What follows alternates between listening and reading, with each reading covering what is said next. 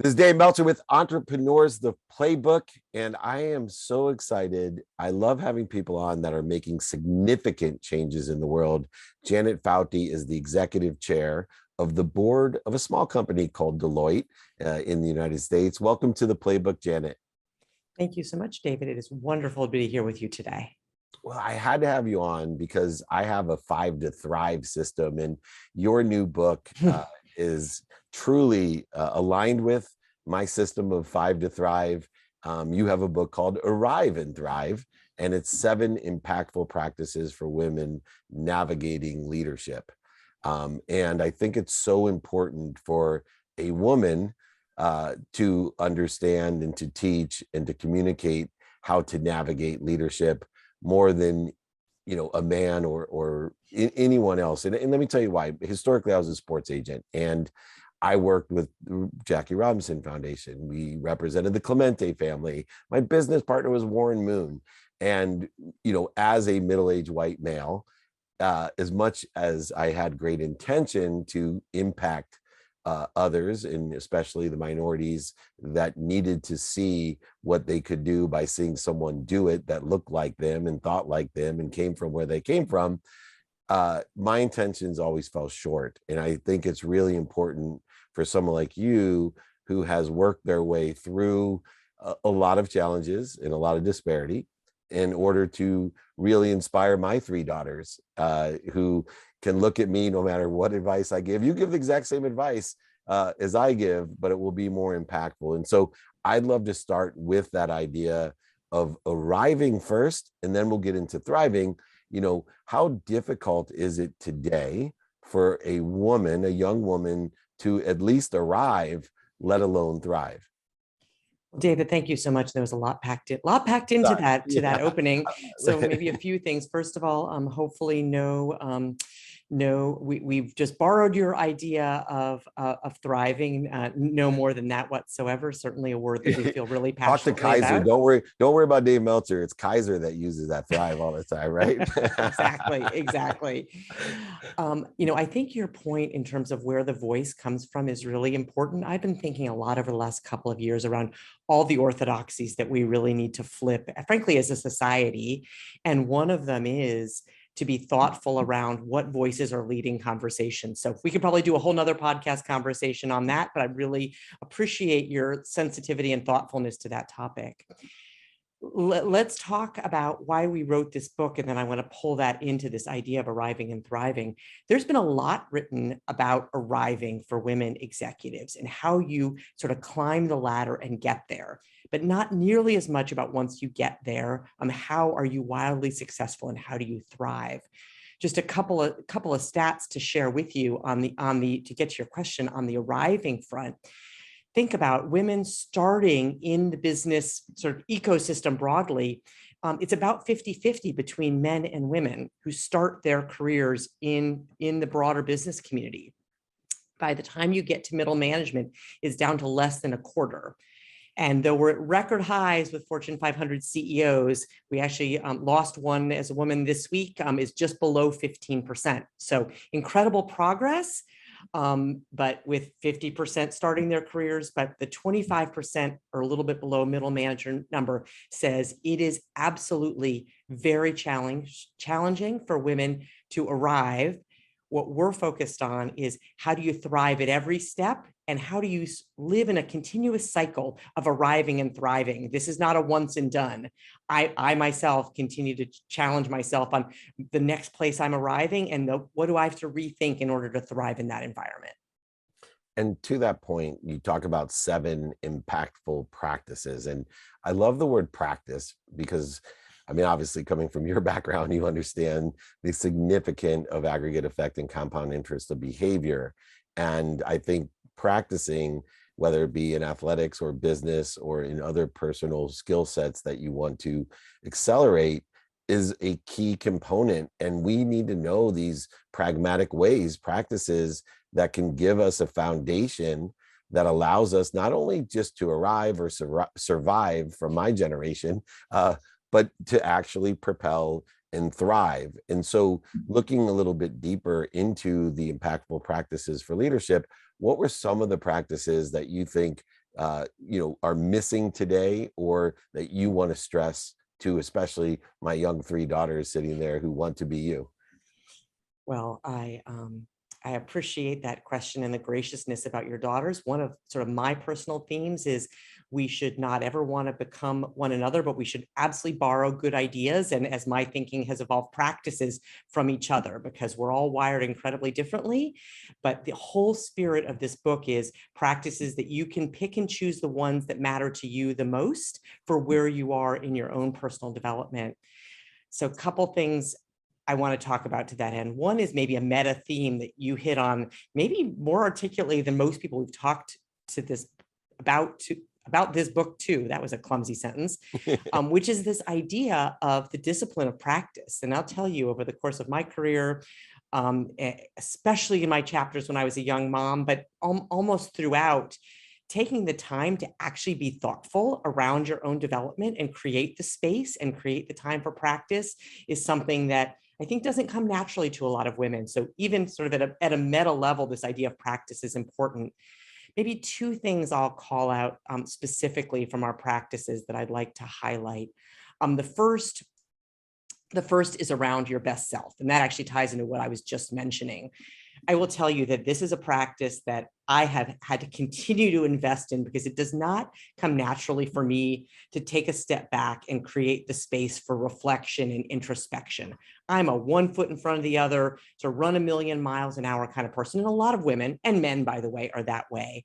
And I have a couple of wonderful co-authors, and one really pushed my thinking around the importance of creating the space. And we've got a bunch of good tools in our book in terms of knowing who you are, knowing what gives you energy, and creating the time to make sure you show up as your best and strongest self for your teams, for your clients, for those around you.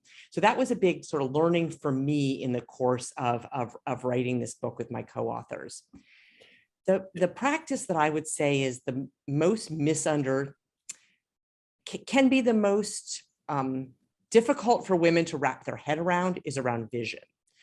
And I'll just share sort of a quick personal sort of reflection is, as I was starting my career, I did not have a grand ambition for where I was going to land or what I thought I was going to be. I like doing interesting work with interesting people, but I absolutely thought I would not have the ability to rise in to be a strong leader, because I was not the person who woke up with a brand new, brilliant idea first thing in the morning or the middle of the night. That was not how my brain was wired. And I really thought that to be a visionary leader, you had to be the one that had the light bulb idea that flashed up. And I think a lot of women, a lot of people, but a lot of women in particular feel that way and are very intimidated by this idea of vision and sometimes even strategy. And what, both through research as well as my own reflections and thinking about my own career and talking to the number of people we interviewed for this book, some of the best leaders at laying out and driving a vision are not the ones that wake up with a brilliant idea. There's certainly plenty of space for that, but they do things that women are really good at. They're really good listeners. They're really good at connecting the dots. They're good at looking for white space. They figure out how to articulate that vision to a wide set of people and understand that listeners have different ways they think about vision. And then they're really good at driving it through to results. So that's the place that I encourage young women in particular, maybe your daughters, to think about not being intimidated by this idea if they don't think that they're the one with the grand vision, because you can be an incredibly visionary and inspirational leader without being the one that has the Shazam moment first thing in the morning. It's so interesting that you say that, because I always define a leader as an intelligent follower. And that for me I was love that. I'm gonna borrow that. I'll give you full credit, but I'm oh, gonna borrow that. don't worry if you miss, it's fine. I just, as a young leader, I was blessed to get involved after law school in the internet very early on and be part of a $3.4 billion M&A deal with one of your competitors, by the way, in 1995. But I thought a leader was someone, I played football in college, that was a motivator, that I had to lead in a different way, to have the Shazam moments and to push people. And it was so interesting as my career developed in multiple places, and especially with Lee Steinberg, who I consider one of the wisest men I've met and mentored me, was this idea of the listener, and to be more interested than interesting as a leader, and to be an intelligent follower. And I do think that women more than men have a natural inclination to be more interested than interesting. And this ego that comes to play is also something I think is working to the favor of DEI, of diversity, inclusion, and equality, that we're starting to realize these fears that separate us. What are some of the needs of the ego that you see? I hate to put myself out there as that white middle-aged mutant turtle, the guy who's created these systems. I believe that my mission is to have people like me unlearn certain things, so that we can provide more opportunity. How do you think the ego today, these needs of the ego, are changing to help bring us together to provide DEI, diversity, inclusion, and equity in the workplace? So I think couple important threads to that discussion. And I'm going to ground my response to that question in and around authenticity. And the conversation has evolved so powerfully around authenticity over the last just handful of years, frankly. And I'm not even sure it started when the conversation started. I think we understood exactly where it was going to land. When I started my career to manage the egos of those around me, and frankly, my own, it was you sort of keep your head down and you avoid anything that would make you appear to show up differently than your peers or the people that you were working for, or frankly, your clients. And so there's a lot of covering that happened. It wasn't something that I certainly lost a lot of sleep over. It's just what you did. I'm the daughter of a scientist and an artist. I had no idea what being in the business community was all about. I couldn't find my way around a golf club to save my life. And this environment was incredibly foreign to me. What I think we've come to appreciate, and I think the shift in ego that is happening, is that those leaders that understand that creating the space for their members of their team and those around them to show up authentically, of course, within the boundaries of the environment that you're in, which that's, I think, an important sort of corollary. But if you as a leader can demonstrate authenticity and can create the confidence to show up with authenticity and what matters to you, it then in turn creates the space for your team members to do it. And the results are phenomenal in terms of commitment and engagement when you can create that kind of environment. But it's a big shift, especially for people who grew up in the era that sort of how you showed up was how everybody else showed up. And I have great hope and optimism, as you can probably tell from my comments, that we're in a place where that shift, that leaders can get energy from creating the space for allowing people to be different and for allowing them to be themselves, for a couple of reasons.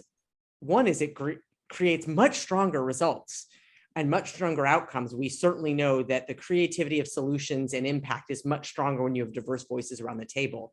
But the second is actually the right thing to do, because you're creating a positive environment for people to be successful. So that's a shift that I think is in the process of happening. I've seen some sort of wonderful sort of stories and anecdotes and trends to that end.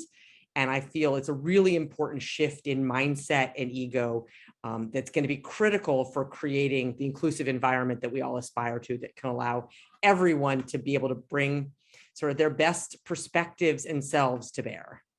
Yeah, I tell everyone, if you want to get started, just study the dictionary, study all the words that start with in, especially inspired, in spirit, and we'll start realizing how much powerful we are together in spirit, regardless of this external embodiment that causes judgments, conditions, and separations.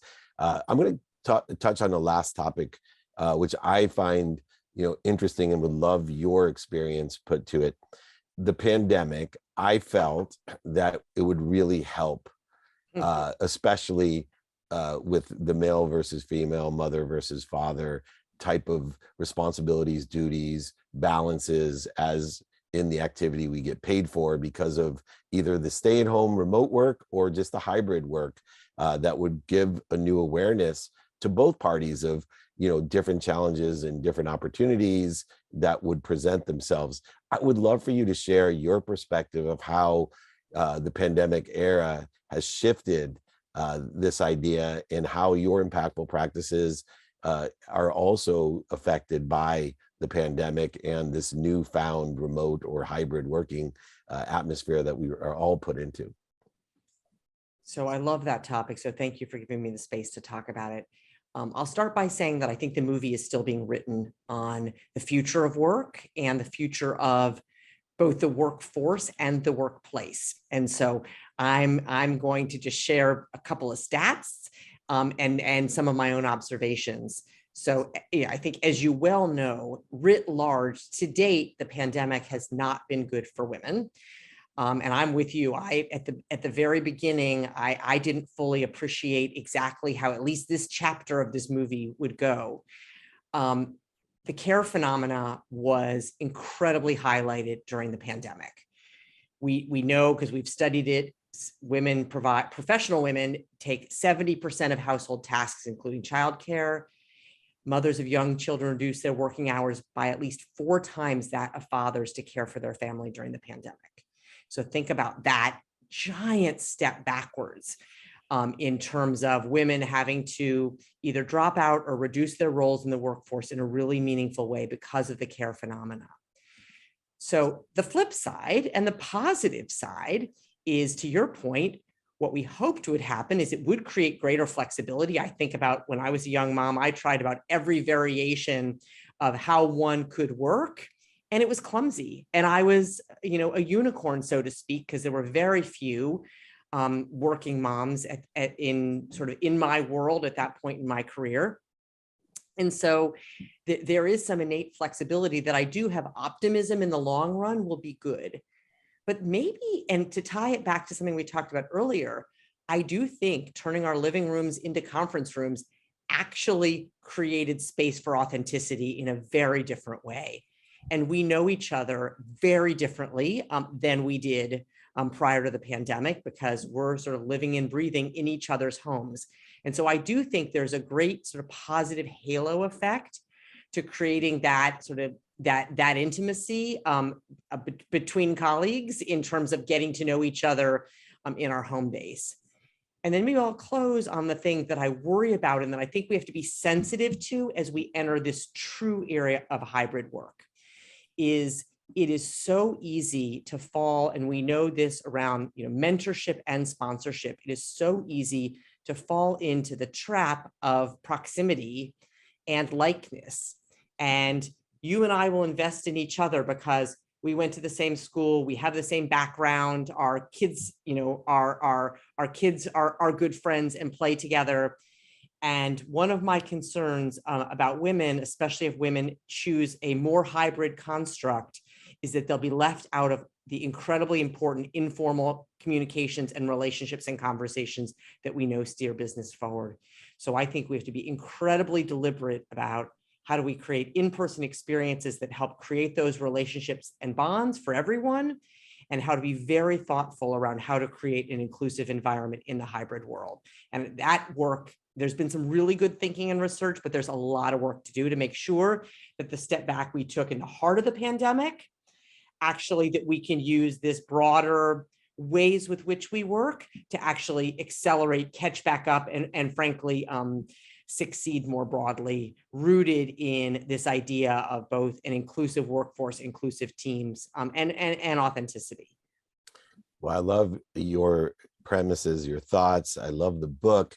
I always tell people the fastest way to get to where you want to be is find someone who sits in a situation you like to be in and ask them for directions. And the 7 impactful practices for women navigating leadership are absolutely a divine map to get to where you want to be.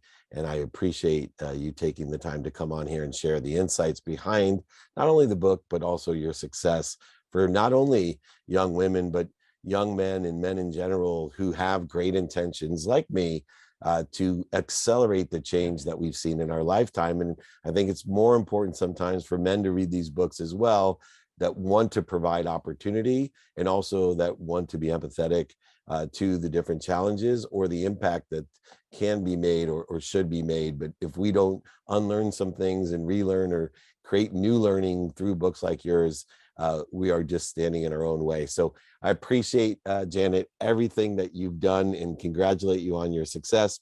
Janet Foutty, changing the world. She is the executive chair of the Board of Deloitte in the United States, an extraordinary entrepreneur, humanitarian, and I guarantee this person will have a lot more to say about equality, inclusion, and equity in the workplace. Thank you for joining me.